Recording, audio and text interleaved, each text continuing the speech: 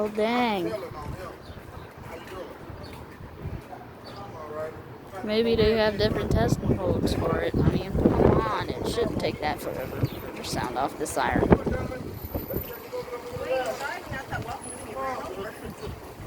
And my grandma already got ran over. I got top of the car. Probably late today.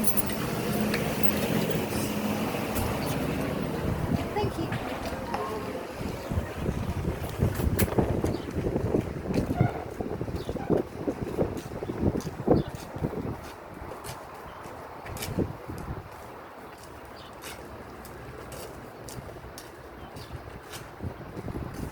Well, I don't think I'm gonna get it for you guys.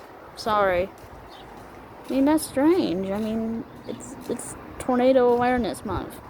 Usually April's the time for tornadoes, so that I don't know why they're not testing the siren today. Unless they're delayed. I guess I could try again at 10:30.